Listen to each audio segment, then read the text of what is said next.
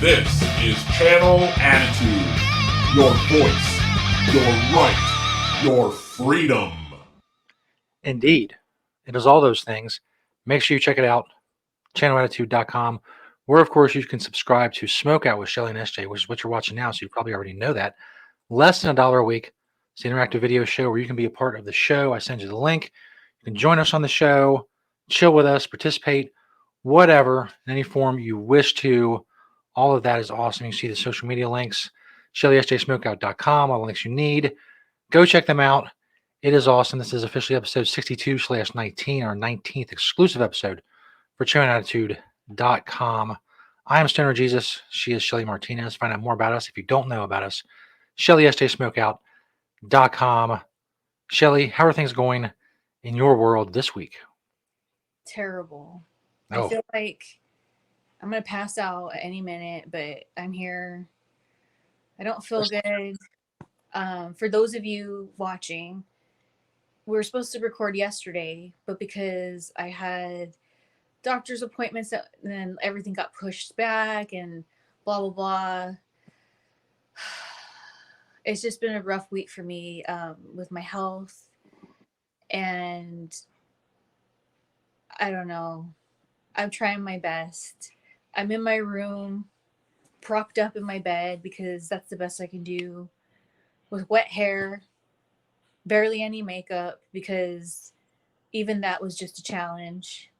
And then on top of it, my stomach hurts because when I got home, I had to hurry up and make some food. And so I ate it really fast, and now my body's punishing me. That's a rough combination of things. It is. And the one thing that could help me the most right now is to smoke. And unfortunately I can't smoke right now. So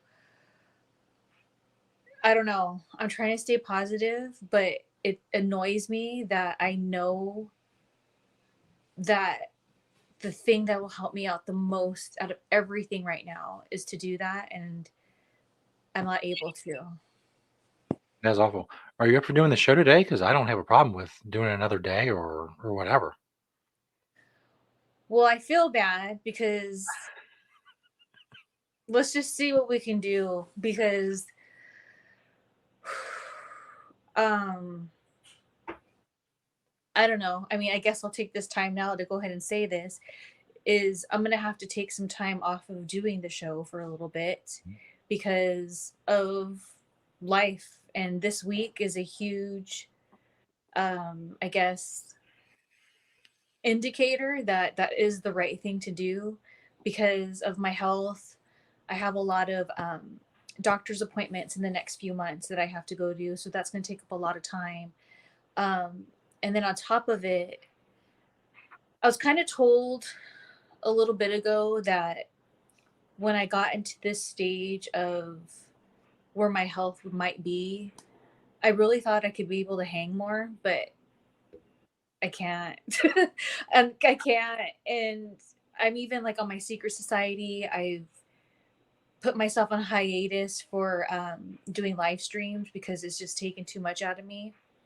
And here goes to my bitchiness right now. Something that kind of bothers me about my secret society is when I've had health problems in the past that put me out like for a month or two, kind of like what's been going on now, but not as much as how it's been going on.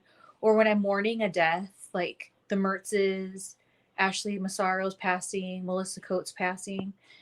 I try to go on there and explain to them, like, look, my content's going to be kind of lagging a little bit because this is what's going on. And this is something that I know I need to work on. I over explained what was going on because I felt bad and I didn't want to lose subscribers.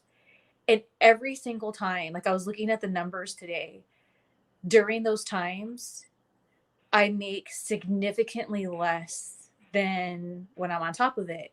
And I always thought if I just explained what's going on, people would be like more patient or whatever. And that's just not the case. And I know that there's content creators out there that do that and they don't really lose their subscribers, but for some reason I just do. And I've been looking for the last couple months of how like my health has just been so out of whack.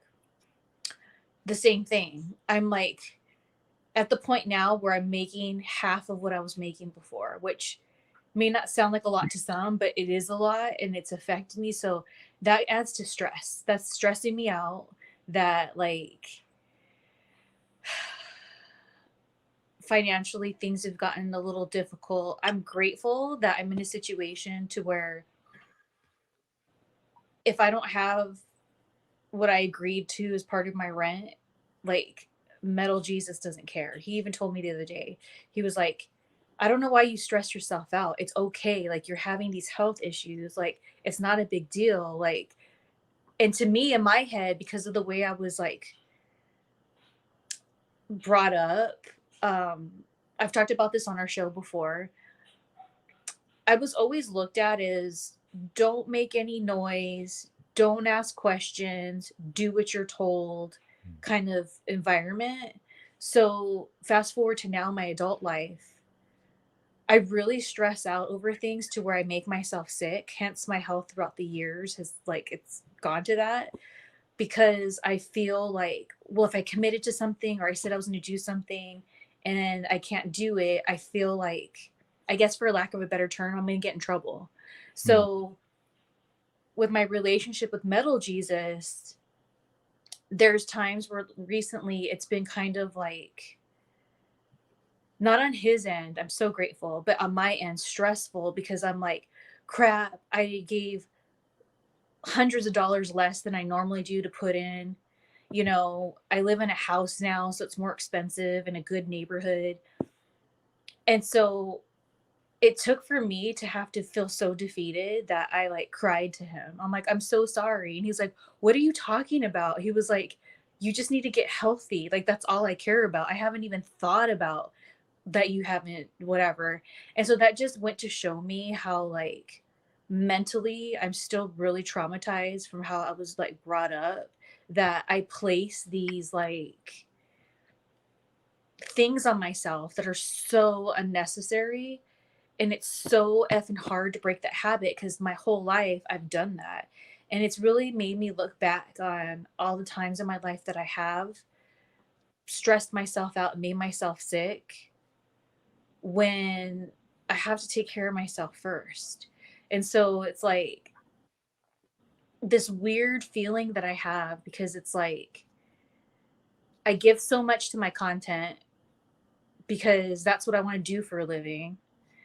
I do that for a living. But then when these things happen that are out of my control, like my health or mourning some losses, it kind of triggers me to back to that mentality of when I grew up of like, oh, like one of the things I was in a bitch about a couple weeks ago about people stressing me out was I have this subscriber on my secret society, been with me for a really long time, always been really nice enough. So I'm not talking shit. This is just the deal. They probably won't even see this because they're not subscribed to our channel. But they ordered an exclusive print that I made out just for my secret society. You had to be a part of it in order to order this photo. And he said he didn't get it. The tracking number said that it was delivered to the address that he gave me. And he told me that because they didn't put it in his mailbox or went to his door, someone must have stolen it. And to me, I thought that sounded kind of weird because it's like a print. It's not like a box or like a package. Like, why would somebody want to take something that potentially could just be a bill or something? Like, you don't know. And then before that, the same person, they told me they had to step away from my Patreon because of financial problems. And they were like, but I'll still be on your OnlyFans. Well, the way it works is if you're on the $20 level on my Patreon, you get free access to my OnlyFans because that's how much the OnlyFans is. So I figure, you know, people who want to be on there or that's where the live streams go, cool. And so he's like, but I'll still be on your OnlyFans. And I was like, well, you understand that if you're not active on here, you don't get that free OnlyFans. And his reply was, haha, unless I pay for it. And then he paid for the OnlyFans. And so I was confused. It's like, This doesn't make sense. Like, you were getting the for free there, but you said it, like, I'm like, okay, that's people's money, that's people's preference. Who am I to say whatever? But I thought it was weird. So then, just for him to like order this print, which so happened to be $20, and then said he didn't get it, it seemed fishy. I'm not trying to say this guy's lying, but it seemed fishy. And so, going back to that people pleaser in me, that I hate that I'm this way, I got all stressed out about it. And then he was like, I know you're not feeling good, but da da da. And then he explained like he hadn't gotten it, blah, blah, blah. And it's like, oh my gosh. So then I was like, look, if you don't get it by Monday, and this was like on a Tuesday, I'll just send you a refund. Because I was like, what am I supposed to do? And then it sucked because I only printed out like 10 of these prints. So now I have to give him his money back. Now I'm out of print, which cost me money to print. And on top of it, giving him his $20 back doesn't give me back the money I paid for shipping and the packaging. And so that was on a Tuesday. On a Friday, he was like, I saw your post and I know you're not feeling good. So I wanted to remind you that you were going to give me my refund today. And I was like, today's not Monday. Like, it's not Monday. Like, and so I ended up giving his, and then I did some research, and it seems like, because I wanted to be fair. And so, and I put myself in his shoes. What if I didn't get a package that was supposed to come? Well, with my research, the right answer would have been, if I didn't want to be so giving, like maybe if I was a bigger business and like I wasn't losing so much, would have been, well, the tracking number said it got there, so you need to make a report to the post office. So now I've learned that this were ever to happen again, tell them it's not my responsibility anymore now that it's reached where you were supposed to go. I did my part. So deal with the post office. And so I sent him his money. And maybe, I don't know, I would like to hear your opinion on this. I was offended that he never said anything. He didn't say thank you for the payment. I got the payment, nothing. He just didn't say anything. And that pissed me off even more. And I'm just like, so am I an asshole for being mad that he didn't say anything? No, it's weird. It's like, I mean, obviously, like communicating with people over the internet is a weird thing. It's not like something we're used to, I guess, evolution wise. But still, I mean, it takes like 10 seconds to type out a message, say, hey, I got it. Thanks. Sorry about all the confusion, the mix up, whatever, any of that, just something. But it is kind of an asshole move not to say anything. It's like you almost feel like he's doing it on purpose. Like he's pissed off about the problems that you didn't fucking cause. So now he's gonna like shun you. Now he's got his money. He's fucking done. Yeah, it comes across a little assholey. Well, thank you for saying that, because again, going back to how I'm effed up in the head over this number my mom did on me growing up. I kept feeling like maybe it's my fault. Maybe I'm a bitch over here. And it's like, what kept making me mad was the fact that he was like, oh, I saw your post and you're not feeling good, but where's my money? Right. And it's like, this isn't the day I told you. And it's like, I don't even, and I kept telling him a couple times, excuse me. I was like, I just find it really odd that somebody would steal this package or whatever. Like, Yeah. I mean, it's not even a package, but I just said steal it. So like, I don't know. So on top of like, and I know that's kind of what's the right word? In a way, not that big a deal or a petty problem. It's just something that's been adding to like what I'm going through. And maybe I'm stupid and a fool for thinking that when I explain to my subscribers what's going on, it's like they don't care. Like there's this other guy, he and I have never talked about this, but I'll talk about it here. He's the only subscriber, been with me for years, that I will sell content that I don't post on the Secret Society that I deem showing too much. Like maybe my G string's going up my vag a little bit more than it should. But because he's bought so much content for me, I'm just like, whatever. Like, it's fine. But like, what I've learned through that process of thinking is it's never enough. And so it's like, when I'm not, hey, I'm sorry you're not feeling good, but I need my fix and this and this. I don't care. I don't care if my pictures give people boners. I don't care if people look at my content when they're hooking up with other people and that's their fetish. I don't care. I send it out. Do what you want with it. I don't want to hear about it. And my patience these days, because I'm trying so hard to work on my mind, body, and soul, I'm just done. And it makes me not want to do it anymore. And that's why I've been so active in trying to make this damn Instagram work of where you can monetize it, like with the reels, or get my YouTube monetized again. Because to me, it's like if I can just make a few $100s on each, that stresses me out less that people are watching my stuff for free. So it doesn't cost them anything to watch my reels or to watch my YouTube channel. I'm still getting monetarily things back and I'm not dealing with these headaches. And that's just kind of where I'm at. And even on my secret society, I mean, I'm sure you've seen it, Stoner Jesus. There's been times where I'll tweet out, hey, I'm online for like an hour. If you want to DM me, go ahead. Well, I stopped doing that because it's like, I'm again giving too much with having to deal with all these headaches. And I don't know how girls that do talk sexually or personally to people don't burn out on it, because it's just been draining and tiring and I'm over it.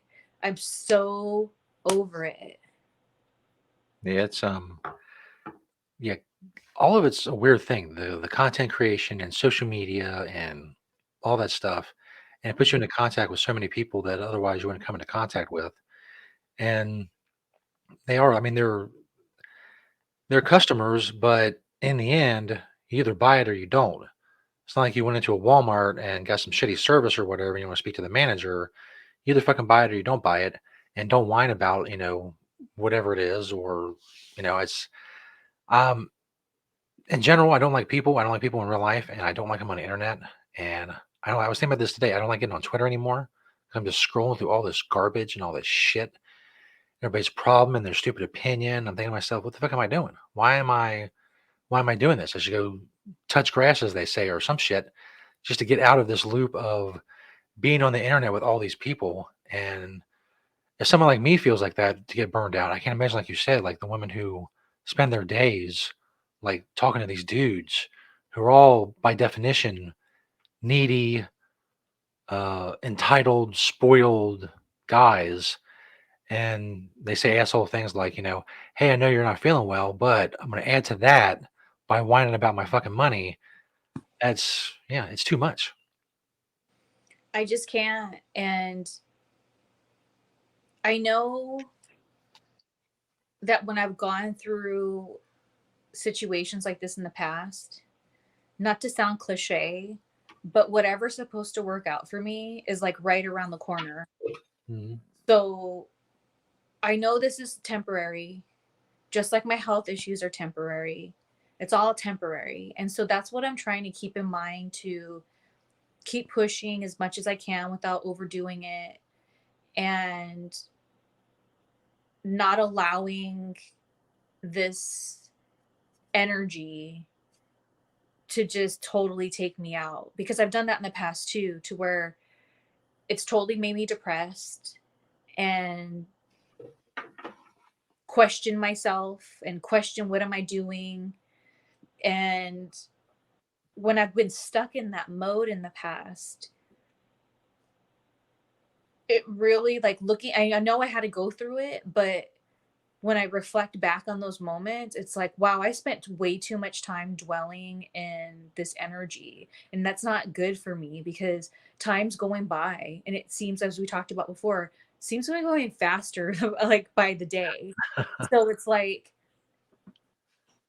yeah, it's okay to sit there and like maybe reflect on some things that you need to like change, feel the depression and sadness because that's what's going to help you make a change, make that uncomfortable. There's this video that I saw a long time ago. It was this rabbi talking, and he was saying that using a example of a crab and how when a crab outgrows its shell and gets into a bigger shell, it has to be uncomfortable and it's like squeezing into like with the shell it has and all this uncomfortableness to where it knows it needs to finally like get a new shell. So it's like, so I get it, like you got to go through the down and the lows to make changes if there needs to be changes. But there's been times in my life, too many times, that I sat in that uncomfortableness too long and then made poor decisions out of desperation and being in a dark place. And that's why sometimes I feel and I get mad that when I put myself out there, especially for my secret society where I'm very transparent, I feel some of those people take advantage of it. They think, okay, she's really desperate right now. She's in a bad spot. So now's my chance to try to see how much I can get out of her.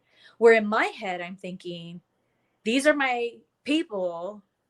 So they're going to be understanding more than somebody who's not a subscriber and is like, whatever, and knows the deal.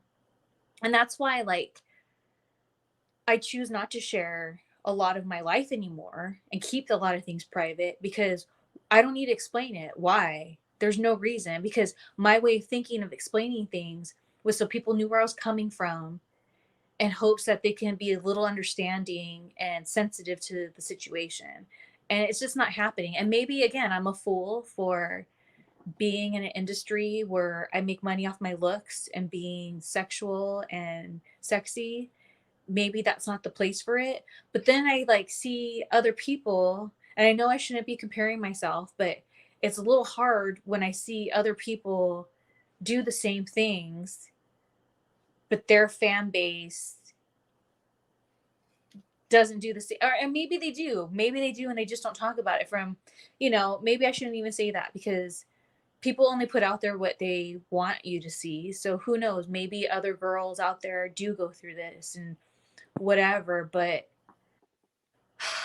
it's just draining, dude. I'm ready to like step back and take care because the most important thing to me right now is just taking care of my health, mind, body, and soul. Absolutely. And I've been having issues with my mom for a while now. She hasn't even spoken to me and Danielle in months. And she knows that I'm going through these health issues. So that's really been hurtful to accept that she don't care. And whenever I deal with these subscribers that throw that energy at me, this is like the worst time to do it because it's like making me traumatized, re-traumatized, and triggered from my mother.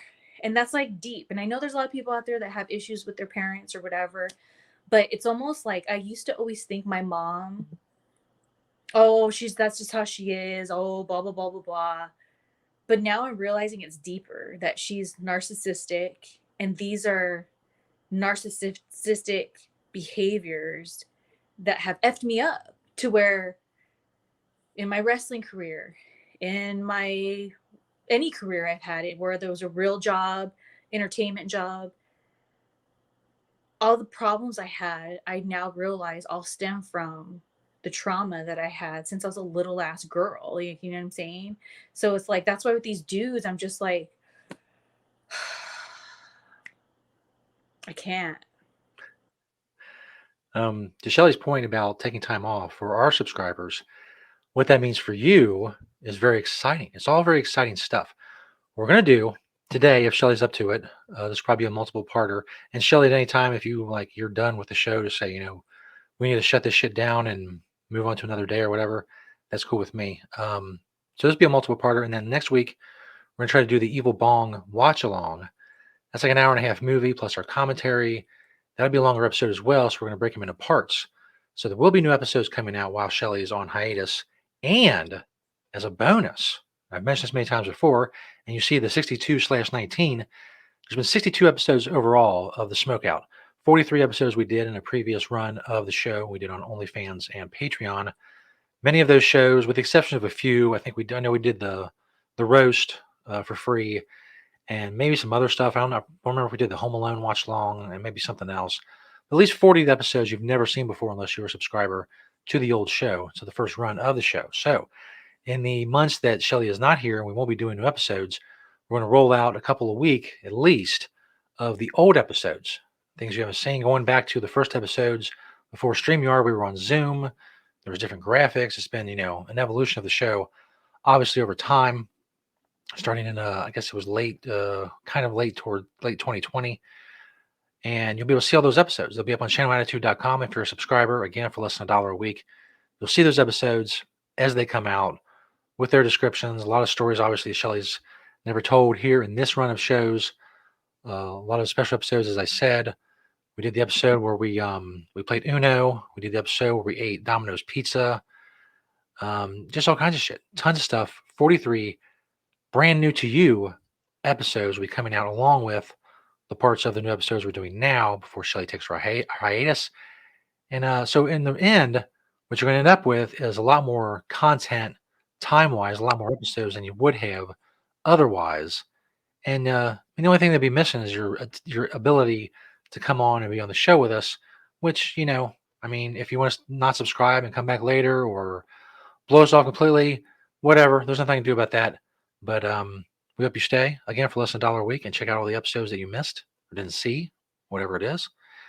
And that'll be awesome. Hopefully today, again, if Shelly feels like it, we're going to be doing F, Mary, Kill Wrestling Edition because I know people are very, very excited about that. I have, I think, like 12 rounds for Shelly.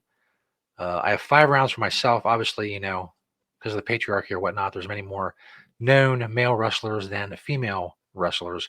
I try to stick with known wrestlers for the most part, with the exception of some that are special to Shelly and her life. And if you don't know who they are, go look them up on Google or whatever. And I'm sure Shelly will tell you a little bit about them as well. But all that is coming up a little bit later, probably in a part 2, if you will. I know Shelly wanted to talk about something else as well. Let me mark these things off so I don't repeat them. Jimmy Rave was a wrestler who had passed away recently, and his daughter was talking about some stuff on Twitter that I know Shelly wanted to talk about. So what's going on there, Shelly? Okay, so before we get into that, you guys are going to love the old episodes because I think we have really good shows that we were doing. Absolutely. And I'm excited for more people to see them that maybe weren't around during that time because damn it, it's quality entertainment, people. I swear to you, it's quality entertainment. We've had some really awesome shows. For me, from episode 1 that we started, this is what I wasn't prepared for. I wasn't prepared for this show to become a form of healing and therapy for me of things that have bothered me for years. So I'm excited that you guys get to see all that. And I'm excited to revisit all of it too, because there's been some interesting times. Let me just say that. But anyways, so Jimmy Rave. I don't know, or I didn't know Jimmy Rave that well. I just knew him from when I was working in TNA. And it's not like I was buddy buddy with him or anything like that. He was just somebody I worked with. But there was this moment that whenever his name got brought up, or maybe I saw he was wrestling somewhere throughout the years and I saw his photo, whenever I see him and get triggered, I'd always think about this moment that I trespassed on with him and somebody else. And I don't even know the details of this issue that he was having with this other person. But for some reason, it just always stuck with me. And it's so weird. Like, I don't want to give out anyone's business, so I'm not going to go into detail, but it's just, it was like a weird thing that just always stuck out to me. And so when Jimmy Rave, shortly before he passed, he ended up getting really sick and he had to get all but one of his limbs amputated. Now, I'm over here bitching, moaning, complaining about my health issues, which are, they're not super serious, they're not permanent, but it's definitely something to take serious. And that's why I'm doing what I need to be healthy. But then I think about Jimmy Rave. Here's a guy, wrestler or not, that just has one arm now. Like,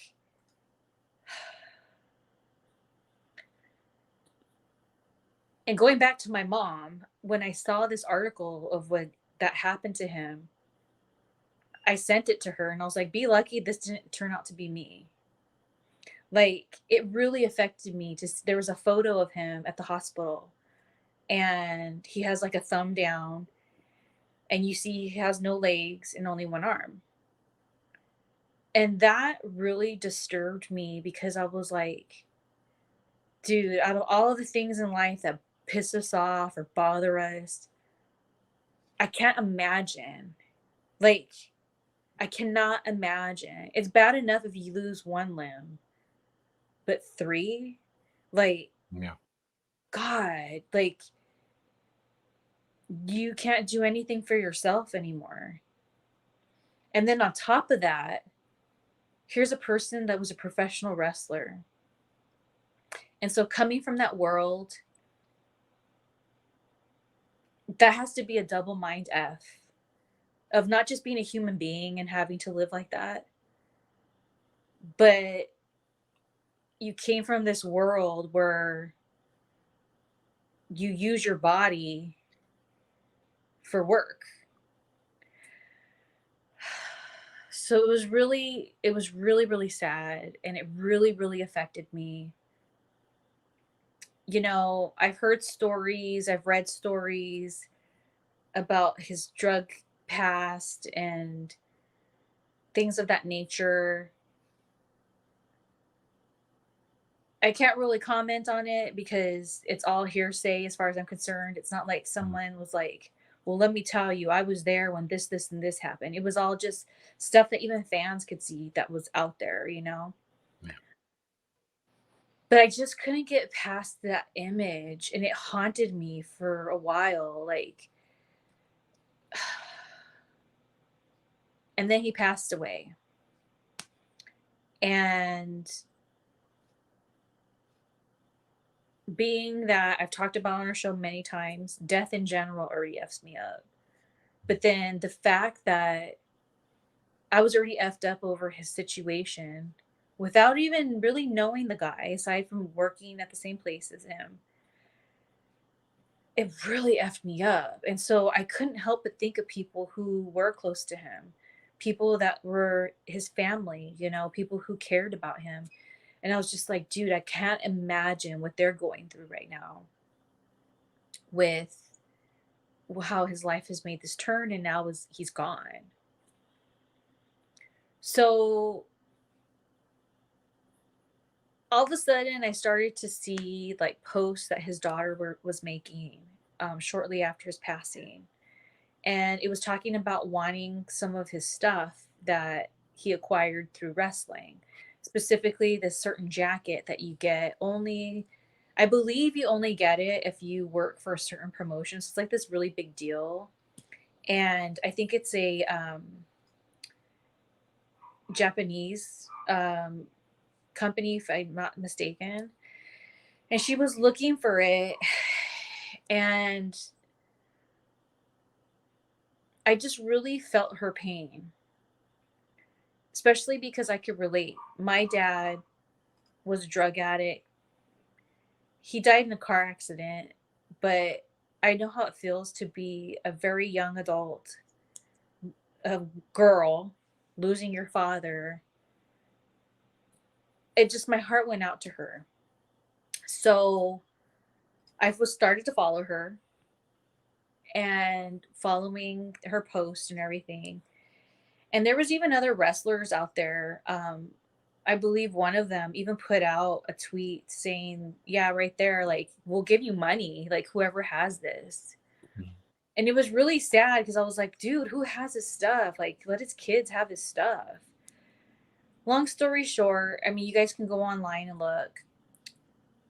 It seems like it comes down to his girlfriend that he had up until his passing, that she has it, is kind of holding it ransom without saying that she has it. And so it kind of turned into this whole thing and of a, I don't know, it's just like this shady story. So what made me want to talk about this week was earlier in the week I saw that the daughter was retweeting her mom's TikToks. Now her mom used to be married to Jimmy Rave years ago, and she's on there talking about her truth about So how, you know, the conversations she had with the girlfriend at his time of passing, when they acquired his phone and things weren't matching up, things alluding to that the girlfriend was enabling his drug habit and that he overdosed. And it's just really effing sad. And I wanted to talk about it because I'm really shocked that nobody else is talking about it in the wrestling world. I don't know if people aren't aware because maybe they don't follow the daughter or they don't want to get involved. And hey, I'm not over here saying I'm trying to poke my nose into business that doesn't belong to me, but they're all putting it out there in the public. So I'm just like, it's effed up. It's effed up. And like, who knows? There's two sides to every story. So who knows what was going on between Jimmy Rave and the girlfriend at the time? Maybe he was telling her, "Look, I need these pills or whatever, like get them for me." And then maybe she was like, "Wow, he lost his limb, so I got to like I want to make him feel better." I don't know. And it seems like not even the daughter or the mother know because the girlfriend's being very contradicting in the things that she's been saying. Like kind of saying one thing and then another. And it's just like this big old mess. And I just really think it's effed up. Yeah. Sounds like he had a rough end of his life, and then after that, apparently the shitstorm continues. It's it's a sad thing. It's awful. And I just can't believe that people aren't like, here's what gets me. All these wrestling gossip sites, people online, like you were mentioning earlier, all that have a opinion or pushing down things down. Why does this not categorize as something to talk about? Not out of gossip's sake, but out of, here's a girl who lost her dad and she's just looking for some answers so she can have closure and her family can have closure. But people can't be bothered with it. But then they talk about all this lame ass. Like, here's the thing, straight up, the CM Punk AEW thing, that's all petty ass bullshit, especially compared to this. But there's all these people that were talking about it, all these websites, all, it was this big old thing.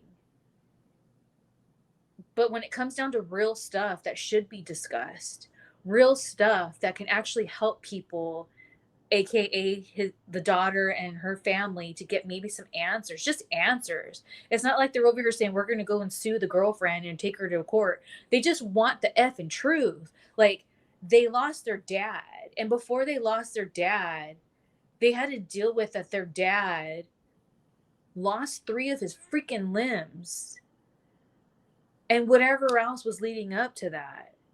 So like, it makes me want to vomit that there's so much content out there about this stupid, it doesn't even mean anything or affect anyone's lives truly, aside from maybe the people that were involved that maybe aren't making their money now, which money comes and goes. Oh well. If all the people that got involved in the CM Punk thing, if they all lost their jobs and got fired, they would just go wrestle somewhere else and make their effing money.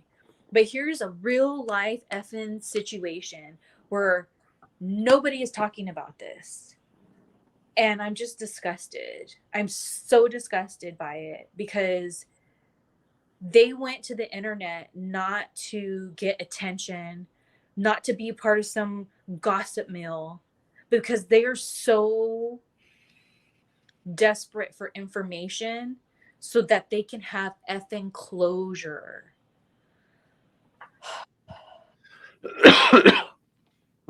Yeah, I think as far as like the wrestling press goes, sadly enough, it just comes down to a name recognition or equals clicks type of thing. You write a story about CM Punk, a lot of people are going to click it. You write a story about Jimmy Rave, not a lot of people know who he is, so it goes by the wayside, and they don't want to put the effort into writing a story about it or bringing attention to it, even if it's a worthwhile thing.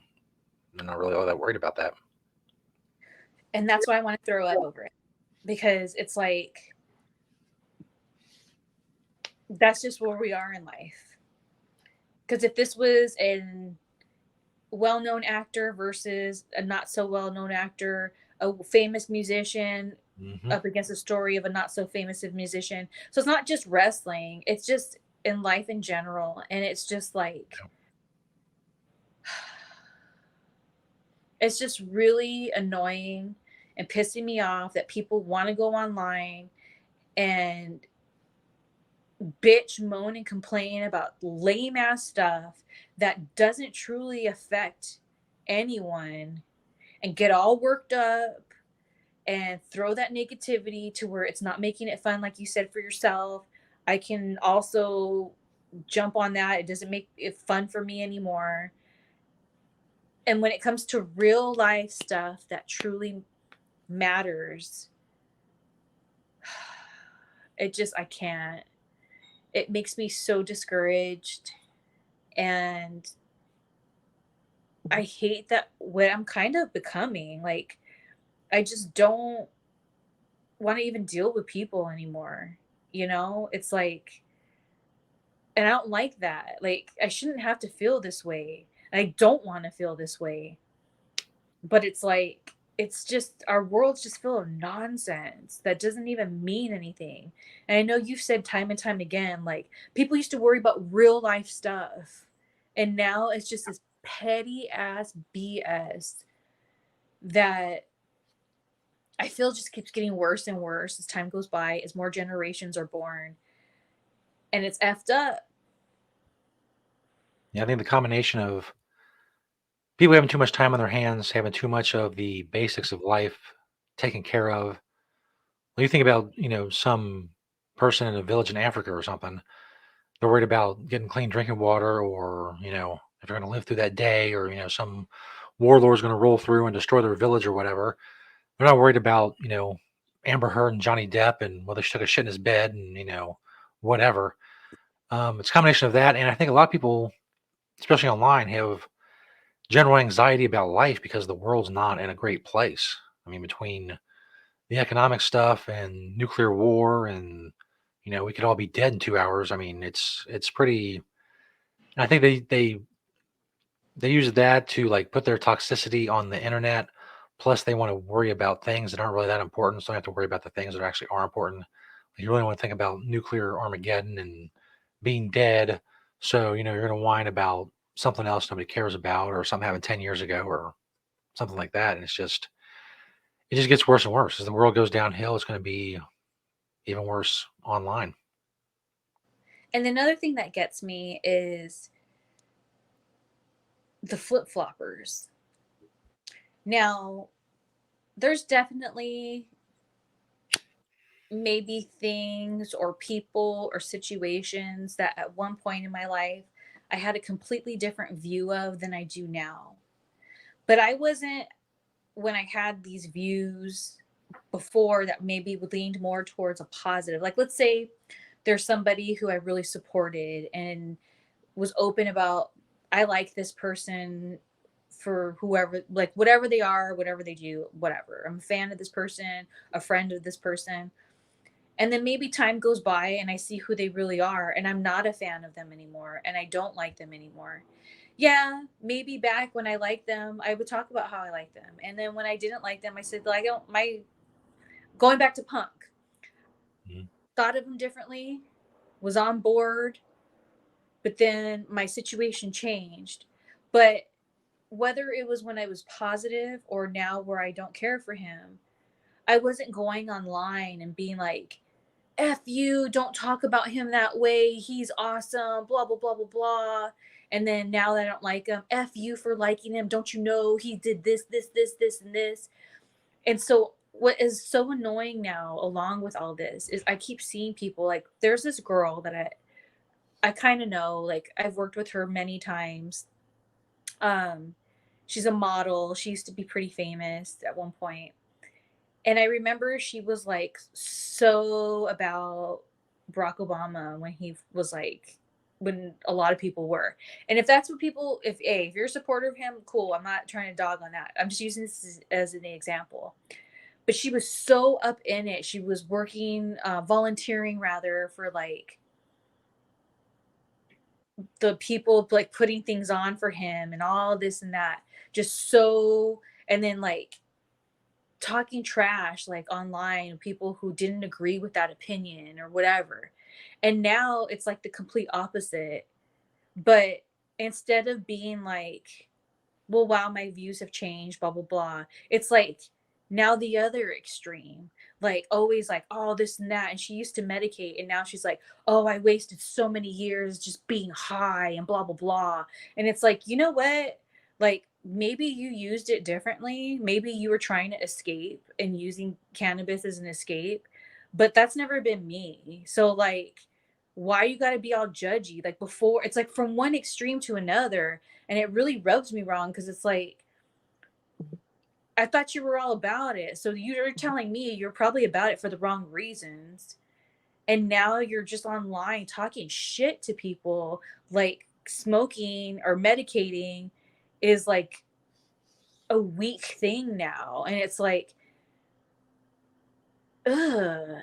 Or like somebody I know recently, I don't know what's going on with Kanye. I don't keep up with him. I never cared for him. I think he's weird, and I always have. But there's a person I follow, and they were all up his ass for so long, and I don't know what trouble Kanye's been in lately. But now all of a sudden, all his tweets are like "F Kanye," and, and it's like, well, what, like, come on. And so it's like these flip floppers are so fair weather. And again, it's one thing if you maybe learned some things in life, evolved, or you see someone for their true colors. But why does it have to be that way? Like so like negative. Why don't you work on yourself? Don't worry about these issues because now you're just as bad as the people who you're trying to fight back then. Oh, it's too much, man. It's too much. Yeah, the world, again, the world in general is just in, and I know every generation feels this at some point, but it's not in a particularly good point right now. And you know, I don't see how it's going to get any better. I don't mean Mr. Doom and Gloom or whatnot. I will say that Smokeout with Shelly and SJ is probably the bright spot in an otherwise gloomy outlook for the world. And if you're watching this during a nuclear Armageddon, well, thank you for spending your last minutes and hours with us. It's nuclear hell is rained down upon us from all sides, and everybody on the planet dies, and that sucks. Yeah, from what I understand about Kanye, I haven't been too deep into it either, but apparently he crossed the line when it comes to Jewish people, alluding to the Jews run Hollywood, the Jews run the banks, the Jews run entertainment. They don't like me, et cetera, et cetera, and it's caused a lot of people, even more so than his more in the past off the wall comments. This has pissed off a larger group of people, I think. But but he's doing all kinds of interviews apparently, and anybody will talk to him. So I don't know. You get Kanye on your show, he'll definitely say some crazy shit. That's a guarantee. I think Kanye's just as bad as all of them. So it's like that's the other thing too. you have people like him maybe running their mouth like that, but at the same time, it's like he's part of them. He's part of the deal. He's a Absolutely. celebrity. He's a big time celebrity. He did whatever he had to do to get there, which is always a big cost when you're somebody that famous. So he's just as bad as them, in my opinion. And the thing is like, okay, maybe, okay, that is true to an extent. There are a lot of Jewish descent people that run this town and entertainment, but that's just because they were born into a Jewish household. It doesn't mean that they're practicing Jews and this and that and the other. I used to think that, and that's not the case. And that's kind of like saying, well, you have these minorities, whether they're, you know, Oh, can you hear me? I got a phone call. Is yep. everything okay? You're That's just like saying, like in the world of hip hop, where there's primarily, you know, African American people, or, you know, there's, I don't know, where I come from, there's a lot of Latins too. But like, you know, I'm saying it's like, that's like saying, well, I'm going to blame these races for that because that's mostly what's there. And it's like, dude, no. Like, when you're a piece of shit, you're a piece of shit. It doesn't matter what ethnic background you're in. Like, that's just what's up. So, point in case, I think he's weird. He's weird, and it's kind of like a deflection. It's like, dude, you're part of the problem. I'm so effing sure, but okay, go ahead and blame the Jews. Now everyone's mad at you. Oh my god, I just can't with these people. This is why I don't care about Hollywood. I don't care about entertainment. And it's so funny because to this day, I have people trying to hit me up and just be like, oh, there's this opportunity and blah, blah, blah, blah, blah. And the way they talk to me, they think that I'm going to be like, oh, yeah, like, let's get back on that. And, oh, I can reinvent myself and come back and really have a good career. No, I'd rather be over here fighting with my subs and yeah. trying to hustle online than to deal with any of that. By the way, for legal reasons, I must point out that he's no longer known as Kanye. He's legally changed his name to Ye, just the YE. And he gets very upset if you refer to him as Kanye. Because I guess everybody got the memo that he is now just Ye. So there you go. No, he's Kanye. Just like Snoop Dogg. Remember, he had like 10 million names, and now he's back to Snoop Dogg, I guess. Mhm. Yeah, crazy. Anyway, that transitions us into what I know many of you are waiting for. This is probably where I'll split the episode into part one to part two. Let me write down the time because I'll never remember it. There's no way. F, Mary Kill, Wrestling Edition. I could not remember if we had done it in the first run of the show, the first 4 or 3 episodes. I'm pretty sure we never did. I think it was an idea I had. I'm not sure it was an idea I ever presented to you. I'm pretty sure we never did it. F, Mary Kill, Wrestling Edition. It's very straightforward. You all know what F, Mary Kill has been around for a very long time. Somebody you want to fuck or fornicate, however you want to put it. Somebody you want to marry. Somebody you want to kill. Now, on my show, when I've done this in the past, I've also added there's some kind of like clicking coming from your end. I'm not sure what it I is. hear that. It's Yeah. Kanye. Yay. Yay is Cut man. it out.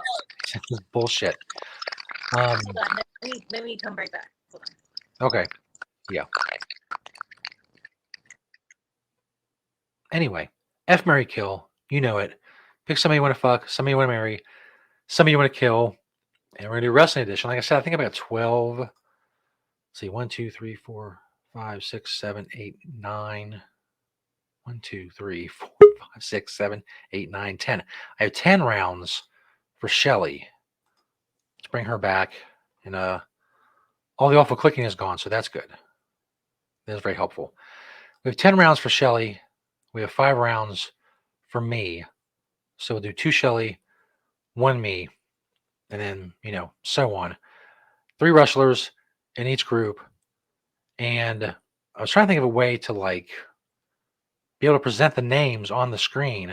I couldn't figure out how to do it with like the screen capture thing, so I'm just going to go the old-fashioned route and just copy and paste the names into a banner that I have and bring the graphic up that way. So we don't have to remember who it is. It'll be right there in front of us. People can play along at home. By the way, as this comes out, this episode, after this episode comes out on channelattitude.com, I will post all of the choices on our Twitter at Shelly SJ Smoke, and you can participate as well with the F Mary Kill, and it'll be very interactive thing.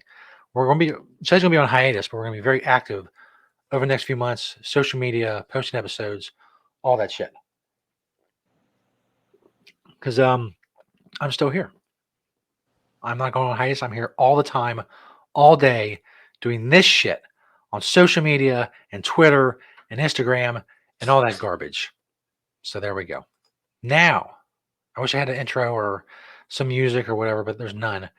F Mary Kill Wrestling Edition. We're going to start Shelly off with some legends, some wrestling legends to F Mary Kill. Hulk Hogan, Ric Flair, and Mick Foley. And I want to say also, we're talking about these guys in their prime, and women. All of these people were in their prime. Nobody wants to bang 74-year-old Ric Flair in any case for any reason. So their most bangable, marryable, killable time in their life, that's the parameters we're working with. So it's Shelly's first round. Okay, so I want to throw this disclaimer out. I know I might sound like totally lame, but when I answer all these answers on this game, I'm doing it for content. So there's the first. Secondly, I don't want to kill anybody. I hate that it's called kill. So I'm going to kind of, for me not to have a bad conscience, switch it up to where kill is and I wish I never knew they existed. Not kill like like never knew they existed, not in my memory. I have no recollection of who this individual is. So that's what my kill is going to be. And my F and Mary, I'm going to go based off of when I knew that like you're saying in their heyday, right? So who I was at that time. Because to be honest with you, I know this probably sounds so dumb, but I am so obsessed with Metal Jesus because as I've talked about before, he's better than Rob Zombie. So like thinking of anyone else's penis or anyone else touching me, even people who maybe at one time I did enjoy it makes me want to throw up. Like It makes me want to throw up. I'm one of those people. I've talked about on our show many times. I'm a stage 5 clinger. As soon as I first saw Metal Jesus, I clung and I still am clinging. And I'm very sexually into him. So I just wanted to throw that out there. It's all hypothetical. Yeah. But see, my conscience feels bad. That's why I have to throw it out there. So for this one,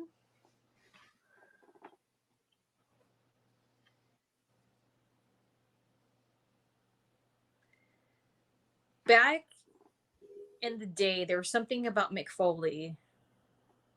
So I would have married him. Just to take a ride on Space Mountain. And we all know I've talked about how I very much dislike Ric Flair. Mm-hmm. But there was a time I didn't dislike him. So I would go with F him. And someone who I wish I never knew about is Hulk Hogan. I've never been a fan of his. Being in the professional wrestling business, I was kind of groomed to think he's this best, most awesome thing. No, I've never liked him, never got a good vibe of him, whether it was back in the day before I ever met him or when I did meet him. So I just would like to get him out of my brain forever. There you go. You just erased one of my childhood heroes. Full disclaimer: 9-year-old me fucking loved Hulk Hogan. Now, you know, it is what it is. A long time ago, but back then, he was like right up there with like He-Man and the Teenage Mutant Ninja Turtles and all that I top level always shit. disliked him. Like I just never liked that guy. So that's round one. Round two, we're going Attitude Era for the F Mary Kill.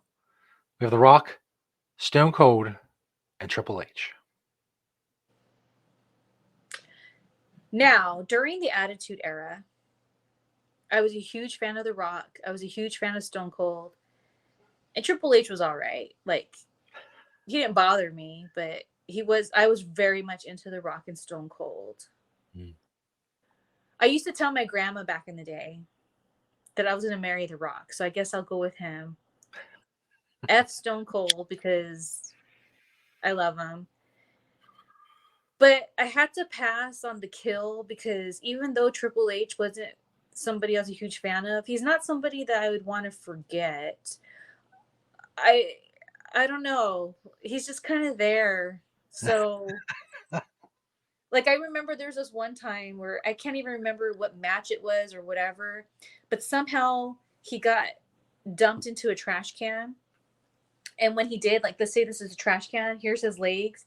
He was going like this with his legs, and I thought that was really funny. Like he was really selling it comically. So other than that, like, and I liked his theme song a lot. I liked his theme song, and I liked when he spit his water. But other than that, he was just kind of like meh. But I definitely would have back in the Attitude Era married The Rock and F Stone Cold. There you go. So next up will be me. Again, I have 5 rounds. Again, these wrestlers in their prime. And I'm realizing now that I didn't like spell check these names. So if I screwed up the names, write me an angry email. I don't know what to tell you. I could have Googled the names. I meant to, but I didn't.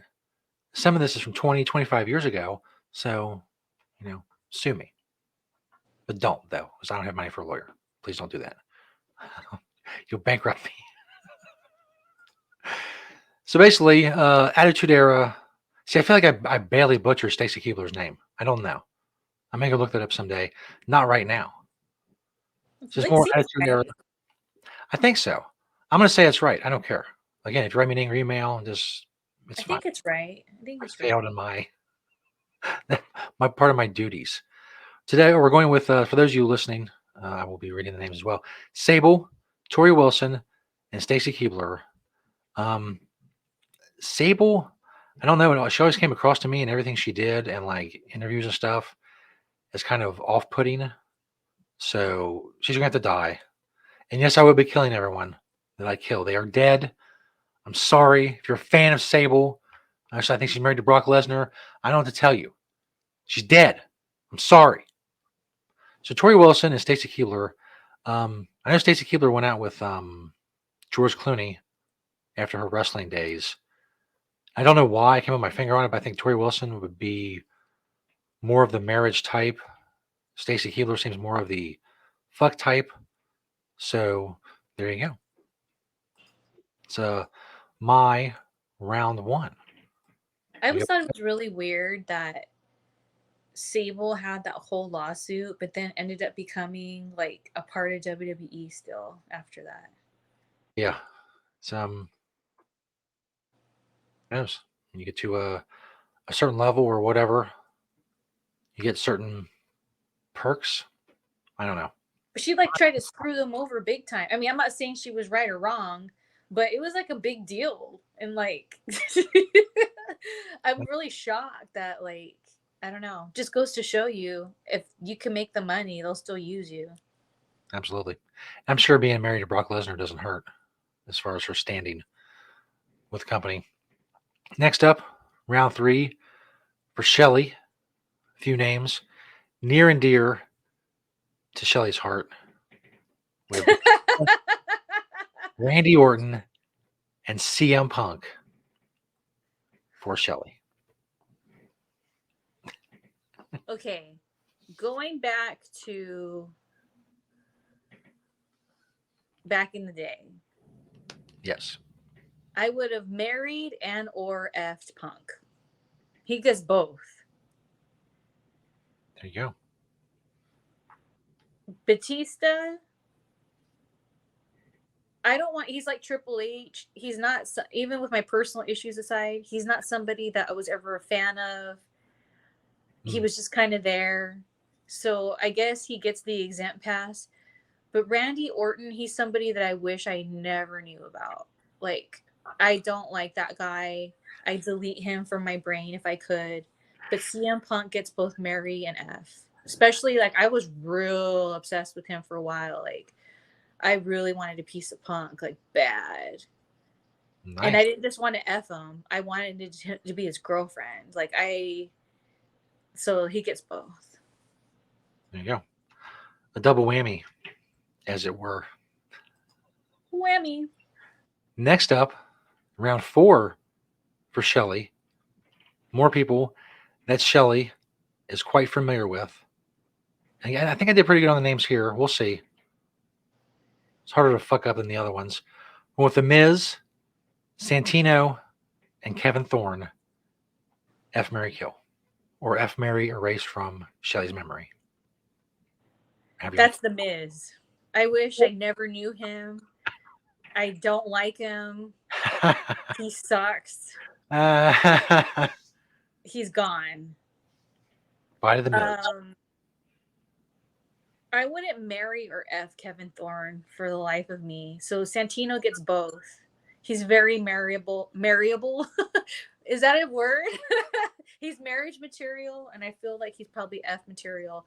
But Kevin, I just couldn't see and I know people might think this is weird because of how we looked on camera, but I just couldn't think about ever having sex with him or being married to him. But I don't want to delete him from my memory. I don't want him to not exist. We've had some pretty cool, memorable moments. He will always be the guy that took my absinthe, the drink, virginity, and I love absinthe to this day. Even though we butted heads when we worked with each other, I will always have a little special place in my heart for that dork. But The Miz, no. No. His presence, even before he was in WWE and he was just on the real world, I never liked that guy. There was a independent promotion here in California called UPW, and people and they used to be kind of like the West Coast representation for WWF back in the day. People like Victoria and John Cena came out of there.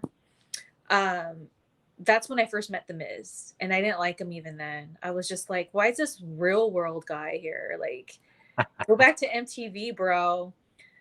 But Santino, much like Punk, gets the double whammy. Nice. Learn a lot today with Shelly. You mentioning John Cena just made me realize I was remiss in putting John Cena in any of these. It's a shame. You didn't see him. That's right. He was erased from my memory already. Next up is my round 2. Again, going back in the day for the more familiar names. All 3 of these women, Trish Stratus, Lita, and Jacqueline, were all fantastic, I think, for all of them. I would say that out of the 3, I think Jacqueline was the scariest. And so for that reason, I have to get rid of her. I hope that's not racist. I'm killing the only black woman. I'm sorry. I didn't plan it that way. It is what it is. Again, with the angry emails, don't write me. I don't care. I think I'd probably marry Trish Stratus and bang Lita. Although it could go either way. You never know. Which I'm sure they would be glad to know about what my opinion is of them. But it's what it is. Next up, for Shelly, as I do my copy and paste thing here, that's the best way I figured out how to do it. We're going Heart Foundation edition of F. Mary Kill. Bret Hart, the British Bulldog, and Jim the Anvil Neidhart.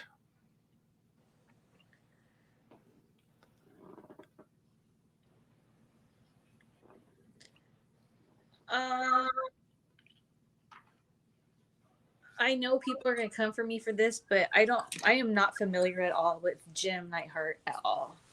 Like, not at all. Not the guy. He's the pointy beard. He was Bret Hart's tag team partner in like the 80s or 90s. Let me see if I can find a picture of him. Yeah, let me see a picture. The technology at my fingertips. It's very. Whoops, wrong one. Try this one. Here we go. He had a very distinctive look. Still not up there. Hold on. There we go. Oh, that guy. Yeah, that's him. Wrestling fans are probably like, "What? This dumb bitch." That guy. Well, I'm guessing he's gonna get an exemption because what I just said. Oh, that guy. He's already been erased from your memory. Yeah, I guess, and I just say this to be a good sport and playing. I would F Bret Hart. I guess. I don't know. I guess. Resounding. And British Bulldog, I wouldn't marry him.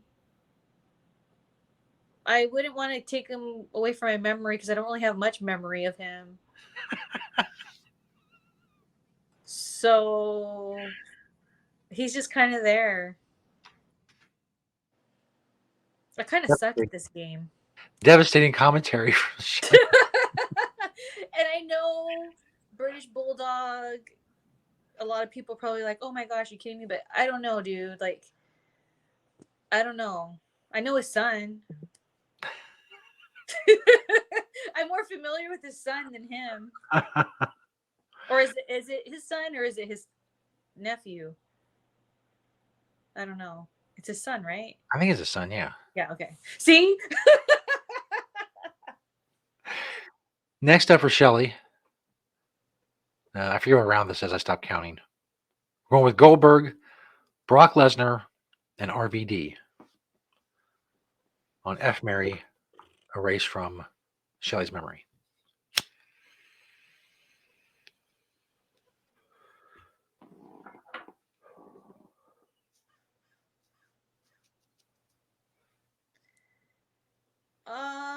This is hard.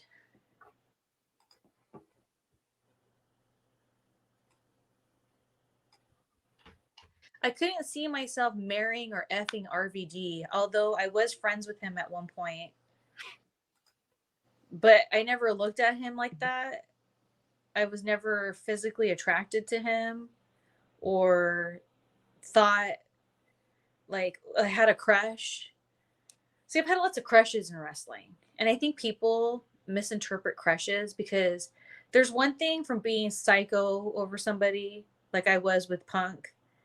And then there's one thing you're having a crush when it's like you see some good qualities in somebody, you're maybe attracted to them, so you kind of get caught up. That's Santino. Like he was my roommate. We talked about it on the roast that we did.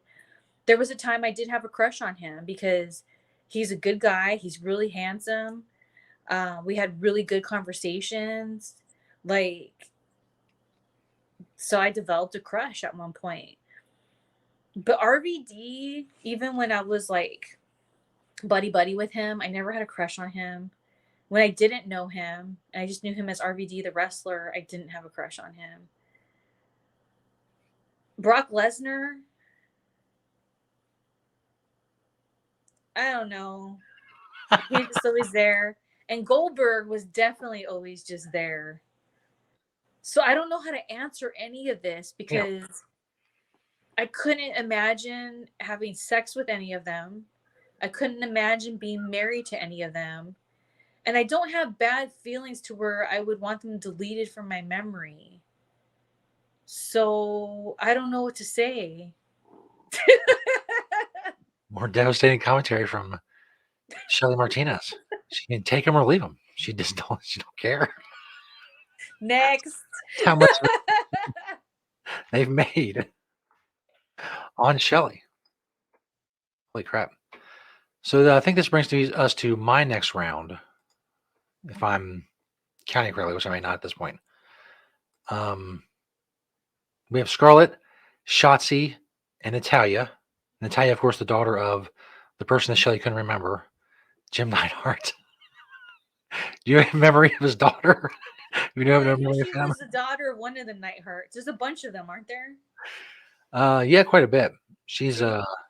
she's basically, I guess, the more famous of the current Hart family wrestlers. But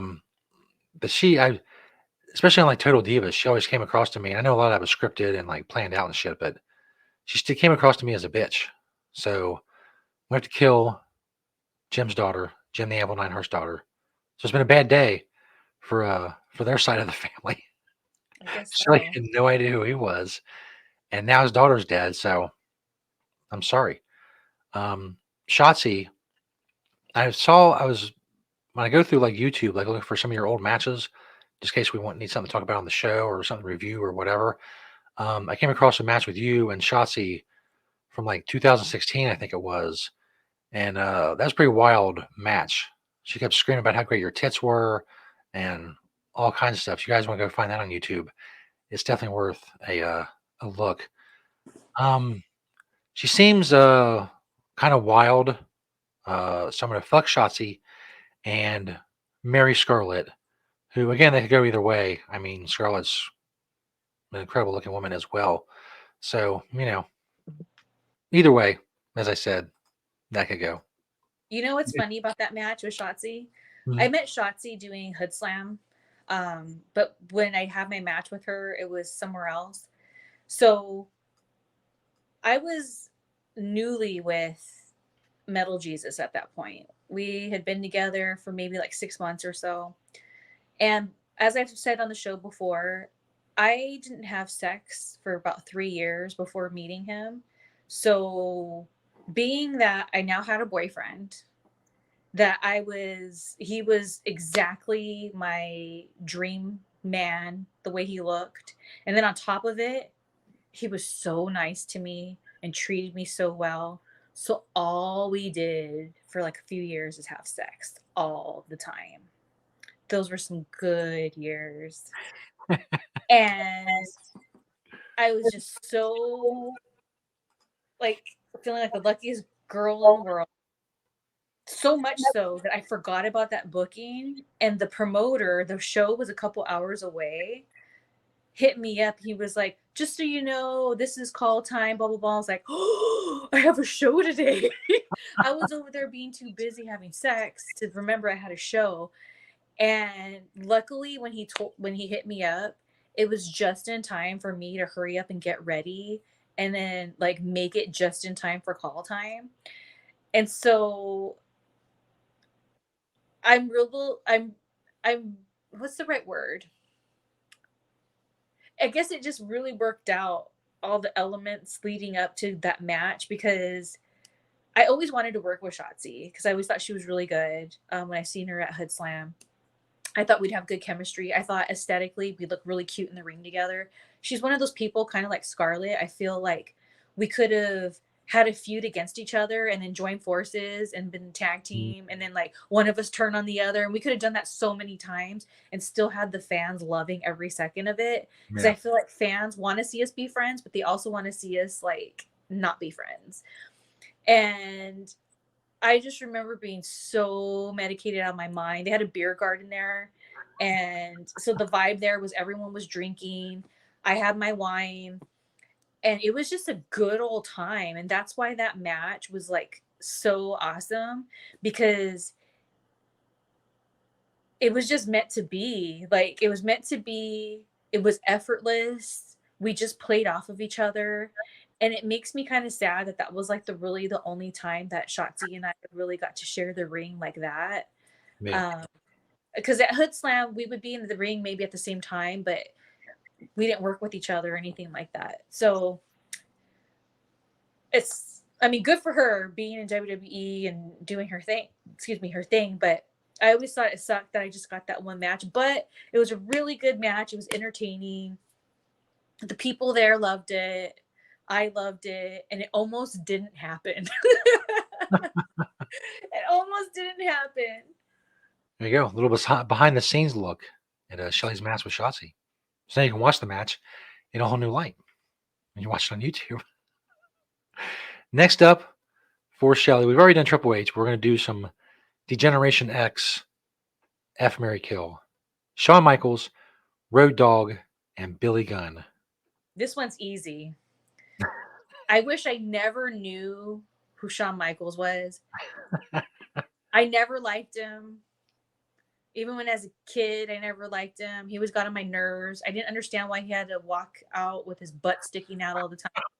I don't like him. Billy Gunn, I definitely would put on the F, and I would marry Road Dogg.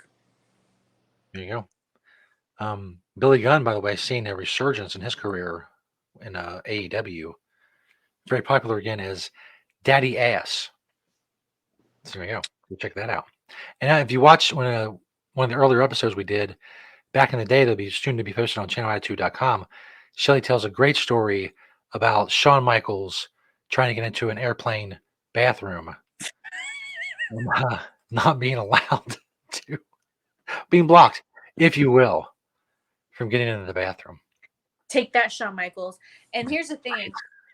I always, like, before I worked with, like, in the same company as Billy Gunn, I always thought he was a hoot. Like, I loved the Ass Man song. I'm an ass man. Yep. Dun, dun. Like, and it's funny because leading up to me going to WWE, getting hired,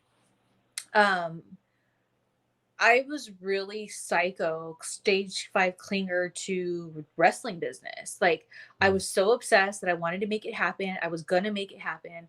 So I would surround myself with just wrestling, anything wrestling related.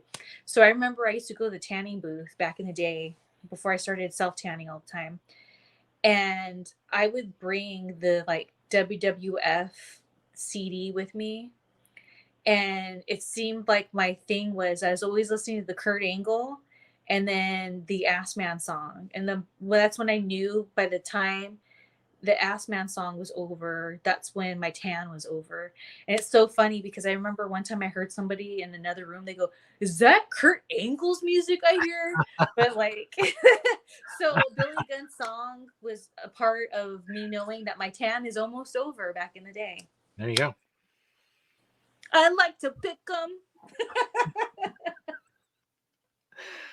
Next up for Shelly, we're going old school ECW for F, Mary Kill. Taz, Sabu, and Sandman. If you watched our show in the past, you know Shelly also has a very special relationship with Sandman. You can tell by the look on Shelly's face how excited and enthused she is about these choices. And there's better ones still to come. Friends with Sabu. So let's talk about when I was friends with Sabu. No offense, but even when I was friends with him, I wouldn't let him touch me with the 6-foot pole. Sandman. I just wish I never knew. I don't think maybe he's changed. I'm not saying whatever, but from my experiences with him, I just don't think he's a good dude. But Taz, there's something about Taz. So he gets the double whammy of F and Mary. I like Taz. Congratulations, Taz. The coveted double whammy. The coveted Shelly double whammy, if you will. So, brings us to me. Do the old copy and paste thing. See, I keep doing Oh, that. You're doing Taz, Sabu, and Sandman? It's like the 5th time I've brought up the old one again, trying to do copy and paste. Damn. So, next up for me, F. Mary Kill. Maurice, Charlotte Flair, and Francine. Speaking of old school ECW. Also, Francine was on the roast with Santino and other various luminaries. Again, you can see that on channelattitude.com. I'd probably marry Francine. She seems like we talked for like 10 minutes before the roast because it was just us on the StreamYard. She's a very cool, mature person. Charlotte Flair, I'm sure by design, comes across as a raging bitch. But also a lot of the backstage stuff I've heard, she's kind of domineering. So she's going to have to die. And Maurice, would love to F Maurice. I think after a while, the accent would get on my nerves. So I wouldn't marry her to go before then. So definitely banging Maurice. So congratulations, Maurice. I still can't believe she's with the Miz. Their reality show is kind of interesting as well. Again, I know like there's it's heavily produced and all that shit, but it's comical nonetheless. See, did it again. Keep hitting the wrong button. That's like 6 times now.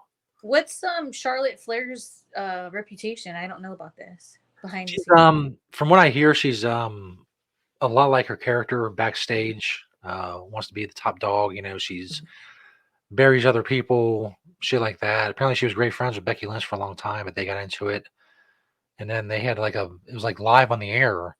They were supposed to do this belt swapping thing. One had the Raw Championship, one had the SmackDown Championship. And they both got drafted to the other brand, so they're going to swap the belts. And I guess Charlotte, instead of like handing the belt to Becky, just like threw it on the ground and made Becky like bend over and get it. Becky thought that made her character look weak. So when they got in the back, apparently they just got into a fist fight because Becky starts chewing out Charlotte, and a lot of the people in the back were apparently on Becky's side because they don't like Charlotte either, and Wow. So yeah, she has quite the reputation. I thought she was like the golden child because she's a Flair, but I guess not. Hey, the old apple doesn't fall that far, as they say. Next up for Shelley, very and if you watched the show the last couple weeks, you knew this name was coming. Renee Dupree, Dolph Ziggler, and Val Venus, who also we had on the show in the first 43 episodes. You'll be able to see that coming up on channelattitude.com. I love Val Venus. I would marry him. Dolph Ziggler, I did F, so I will say Dolph Ziggler. There you go. And Renee, even though he said that he would kill me in a heartbeat on his podcast, he's just somebody that was never rememberable. I'm not going to say that I would delete him from my brain just because he talks shit about me, because it doesn't really affect me that much. Curious, but it doesn't affect me that much. So he goes in the who's next on the list, because I got nothing for you, buddy. Shelley taking the high road. And it's not even the high road, it's just the truth. Like the other people that I said I just would wish to delete from my memory, like just seeing their name right there made me like, ugh. But Renee is kind of just like, why are you mad, bro? Okay. Shelley could have killed you. You got a reprieve. Stay on your execution. Now, the last one for Shelley. I knew I said that this is all going to be a wrestling edition, but I couldn't resist throwing in some non-wrestling people in Shelley's last round. All people we've talked about before. One we've had on the show before. Wax, Gary Busey, and Doug Benson. F. Mary Kill. This is so funny on so many different levels that if people saw episodes where I talked about any of these people, they would understand. But there's one person in particular that makes me laugh even harder because personal conversations I've had with Stoner Jesus about this individual. But that's just sushi talk. So let's move You on. So, don't remember that.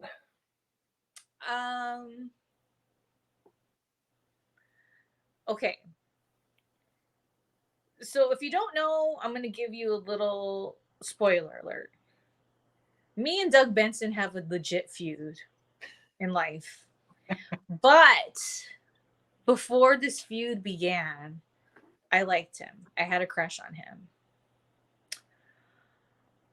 So the girl that was all wanting to get on Side Boob Sunday and his little thing he used to do just to get his attention because I had a little crush on him before I realized how much he sucked. I would say I'd marry him based on how I used to feel about him. Believe me, used to. Doug.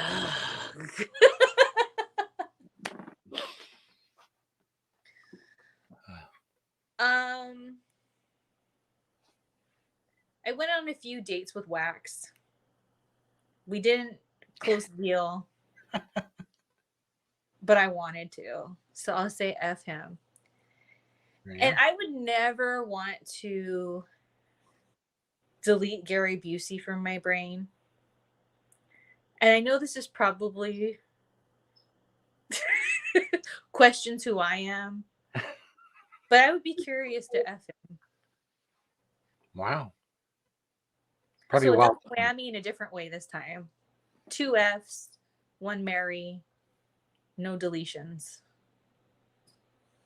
I'm sure it'd be crazy. Crazy night with Gary Busey. I think so. I think like that time I had my experience with him, I think if we would have hooked up, he would have given it to me real hard and gave it to me.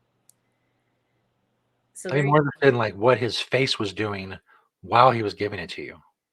Oh, you know what his face would be doing, making all the Buseyism faces. Yeah. That's what would be happening. Or if he does, maybe he does characters from past movies or something. Maybe. Yeah. I just think that it would be. I'd be curious back in the day, like, yeah. What could have been? What could have been? Great. Again, past episodes of the show, all great stories. We did an interview with Wax, who Shelley wasn't know was going to be on the show. It's because we both happened to have crossed paths with Wax back in the day in different ways. I just remember when he popped up, I was like, oh my God. I got so nervous. I remember I was sitting over there. It was when I used to broadcast from my room in that corner over there. And it tripped me out. I was just like, oh. And, and I didn't want to say too much. I didn't want to say what I was really feeling, but then I got past it and we had a good conversation. We had a good interview with him. But yeah, dude, that was real interesting. You see that? A lot of great Busey stories, a lot of great Doug Benson stories. All coming to ChinaAttitude.com. Now, for my last round, this is very easy. Beth Phoenix, Serena Deeb, Mickey James. Again, it's the same with Charlotte Flair, at least, you know, the way she comes across, obviously, on TV. Serena Deeb seems very scary, much in the same vein as Jacqueline. So, see, I'm not racist. Serena Deeb's white, and she's going to die. So, there you go. Stop writing your angry email. Just delete it. Put it in the trash. Definitely marry Beth Phoenix. She definitely comes across as great marriage material, and banging Mickey James for obvious reasons. I mean, look at her. She's Mickey James. So, congratulations to all the men and women who participated today. You did great. Some of you were treated harsher than others in various ways, but that's what F. Mary Kill is. That's there what you have it. So, coming in the future, we have the 2 parts of this show. Probably Evil Bong will be 3 parts, the 43 episodes. from the past. Tons of content coming in the coming months on channelattitude.com. Less than $1 a week. Go check it out. I can't express enough how excited I am that these episodes, because we put our time and effort into it, Stoner Jesus. Like, we really did, especially the ones that, like, where there's a lot of thought put into it, and we've dressed up a couple times, or I still aim to always get Home Alone high. Like, I was so, Yeah. from the game we played, like, I was like, whoa. And then, of course, one of my favorites was our pizza challenge. Um, that was truly the beginning of me opening up about why I don't like the Young Bucks, that are not understanding my Young Bucks just hate their hatred or whatever, dislike. So it's like there's just so much. And when we didn't really know what was going to happen with the show for a little while, it made me sad. It made me feel like they can't just, this library of greatness can't just sit there. Like, something has to be done with this. And so it makes me happy that while I take care of business in my personal life, this library will be available to our fine subscribers. That's right. And by sometime next year, early next year, you have access to every single episode of the show we've ever done, just for the same low price of less than $1 a week. It's good shit. Heck yeah. Shelly, thank you for their awesomeness. And we'll see you next week for the Evil Bong watch along. Oh boy. Bye. Bye.